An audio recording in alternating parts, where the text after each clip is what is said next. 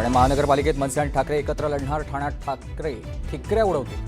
ठाण्यात 75 पारचा नारा आम्ही देतो. ठाणे महानगरपालिकेत ठाकरे बंधू एकत्र लढण्यासंदर्भात राऊतांचं मोठं विधान.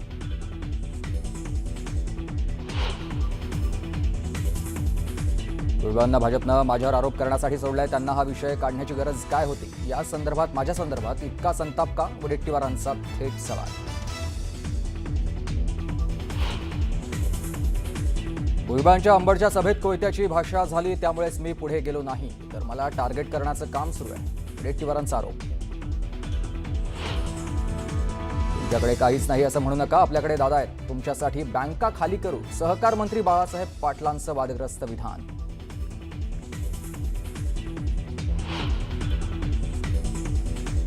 अखेर औरंगाबाद रेल्वे स्थानकाचं छत्रपती संभाजीनगर रेल्वे स्थानक असं नामकरण. शासनाकडून राजपत्र जारी. महायुती सरकारच्या पाठपुराव्याला यश.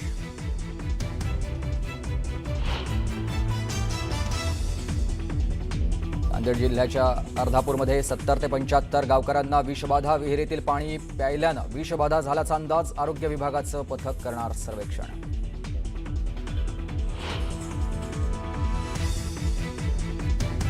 आठ दिवस लासलगाव मनमाडसह जिल्ह्यातील बाजारपेठा बंद. दिवाळीमुळे व्यापाऱ्यांचा लिलावात सहभागी न होण्याचा निर्णय. शेतकऱ्यांची मोठी गैरसोय होणार. भाईगिरीची रील तयार करून व्हायरल करणं तरुणाला पडलंय महागात. जळगाव पोलिसांनी ताब्यात घेतल्यानंतर रील बाजारानं मागितली माफी मागतानाचा व्हिडिओ व्हायरल. अक्कलकोट स्वामी समर्थांचे मंदिर 20 तास खुलं राहणार, तर गणगापूर श्री दत्तात्रय मंदिर 18 तास खुलं ठेवण्याचा निर्णय. दिवाळीतील सुट्ट्यांमुळे मंदिर प्रशासनाचा निर्णय.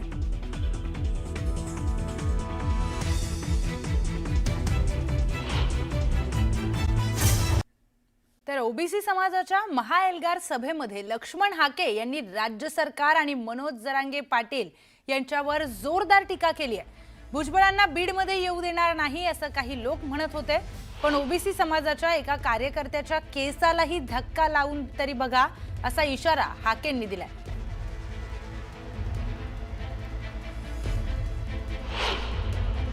भुजबळ साहेब, 2 दिवस झाले इथं सांगितलं जातंय, भुजबळ साहेब तुम्हाला आम्ही बीडमध्ये येऊ देणार नाही. भुजबळ साहेब, तुम्ही आज बीडमध्ये आलेले आहात. तुमचा एक कार्यकर्ता काल बीड जिल्ह्यामध्ये गेवराई तालुक्यातल्या उमापूर गावामध्ये जाहीर सभा घेत होता.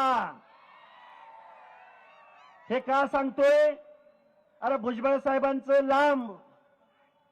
ओबीसीच्या एका कार्यकर्त्याच्या केसाला धक्का तरी लावून बघा.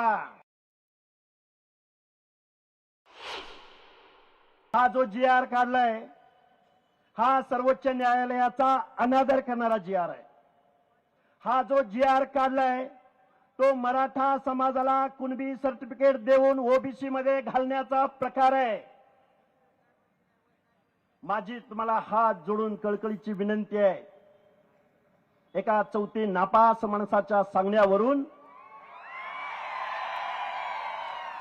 या महाराष्ट्रामधल्या ओबीसीच्या आरक्षणाच्या अनामध्ये माती कालवण्याचं पाप इथल्या लोकनियुक्त सरकारकडून झालंय.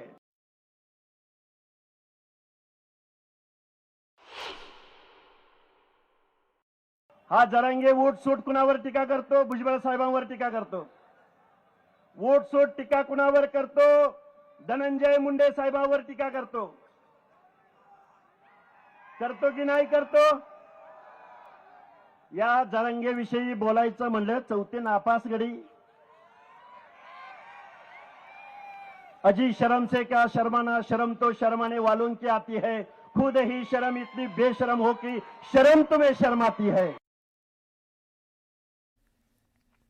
तर छगन भुजबळ यांच्या नेतृत्वाखाली बीड येथे ओबीसींचा महाएल्गार मेळावा झालाय. या मेळाव्यामध्ये भाजपचे आमदार गोपीचंद पडळकर यांनी जोरदार भाषण करत मराठा आरक्षणावर आपलं मत मांडलं.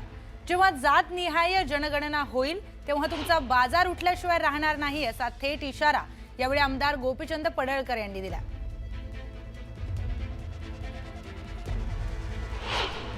ते आमच्यामध्ये भांडणं लावू पाहतायत. जरा हात थोडा वेळ वर धरा. ते आमच्यामध्ये भांडणं लावू पाहतायत.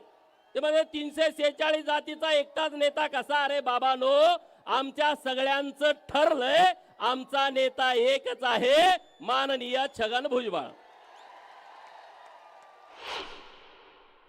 अख्ख्या भटक्या जमातीनं वंजारी समाजाचा आदर्श घेण्याची आवश्यकता आहे.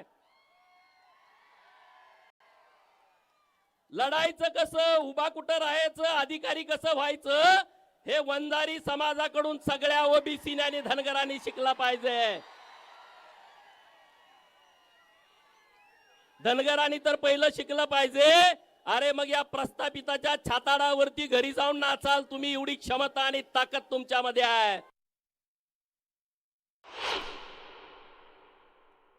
आम्ही गरीब मराठा समाजाच्या विरोधात नाही, पण गरीब मराठा समाजाचं भांडवल करून जो प्रस्थापित मराठा समाज आहे, तो आमच्या सुताराचं, कुंभाराचं, लोहाराचं, घिसाड्याचं, गावगाड्यातल्या राहणाऱ्या छोट्या छोट्या समाजाचं सरपंच पद हिसकावू पाहतोय, याला आमचा विरोध आहे.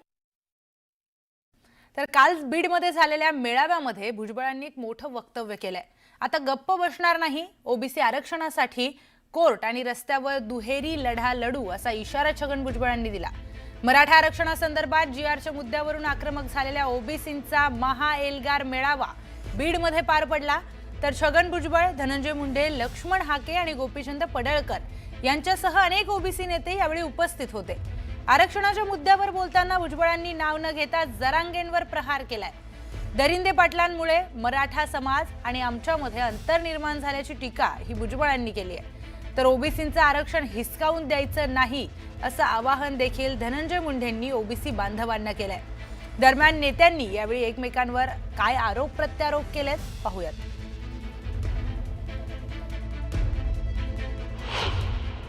आतापर्यंत आमच्या ज्या नेत्यांनी सांगितलं, त्यांनी सांगितलं ना दरिंदे पाटलाने की ओबीसीना पाडा, तोच आदेश आम्ही सुद्धा देऊ शकतो की जे जे ओबीसीच्या मुळावर उठलेले असतील, ते कुणाही समाजाचे नेते असू दे, त्यांना धाराशिव केले आडवे करा, त्यांना आडवे करा, एवढंच तुम्हाला सांगतो. ते काही म्हणताय, ते आता बुद्धी ढळली, अक्कल दाढ पडली त्याची. बहुतेक अक्कल दाढ असते माणसाला, प्रत्येकाला. त्या घुरट भुजबळची पडली वाटतं. ते घुरट सगळीकडे ते वास दरवळतो का, तसं ते घुरट सगळीकडे हिंडत आहे. आणि ते त्याच्या चक्रव्यूहात सगळ्यांना घ्यायला लागले. ओबीसी नेत्याला त्याचा देवारा करून घ्यायला लागले आणि ओबीसीच्या नेत्याचा सुद्धा घ्यायला लागले. पण एक गोष्ट लक्षात ठेवा, ओबीसीतूनच आरक्षण घेणार आणि तेही मराठ्याला देणार. तुम्ही कितीही दडपणाचा प्रयत्न करा, त्याला बी बीडचे मराठी म्हणतात, एवढं लक्षात ठेवा. तुम्ही आता केलं ना, आम्ही कोर्टात लढू. तुम्ही अशा उलटे सुलटे आदेश दिलेत ना, आम्ही रस्त्यावर लढू, आम्ही निवडणुकीत लढू. नाहीतरी आतापर्यंत तुमच्या पाट्या उचलल्यात ना रे आम्ही. एक दिवस असा येईल की आमचा हा गोर गरीब ओबीसी भटक्यांचा हा सुद्धा पालखीत बसेल आणि तुम्हाला सतरंजा उठवायला लावल्याशिवाय राहणार नाही. मराठ्यांचं कसं वाटोळ करता येईल, मराठ्यांच्या पोरांचं जीवन कसं उद्ध्वस्त करता येईल, याच्यासाठी ती त्यांनी घेतलेली सभा आहे. ती ओबीसीचे नाहीच आहेत. एका विशिष्ट जातीचेच लोक त्या ठिकाणी जमले आणि त्या पद्धतीचं त्यांनी ते वातावरण भीतीचं निर्माण केलं जिल्ह्यावरती. हे एवढंच काम त्यांनी केलेलं आहे तिथं येऊन, बाकी काही केलेलं नाही. त्यांना वातावरण दूषित करायचंय. आमचं तर काय घरदार काढलं, आय माय बहीण काय ठेवलं नाही. इंग्रजापर्यंत माझा तर म्हणला माझा डोळा काढला. माझा डोळा शाबूत आहे, पण ऑपरेशन झाल्यामुळे जास्त फडफडत आहे. हे आणखीन जास्त फडफडू नये बाबा, म्हणून चष्मा घातला. आता माझ्या चष्म्याची सुद्धा अडचण आहे. तो म्हणतो परळीचा चष्मेवाला, आवडलाय तर घेऊन जा.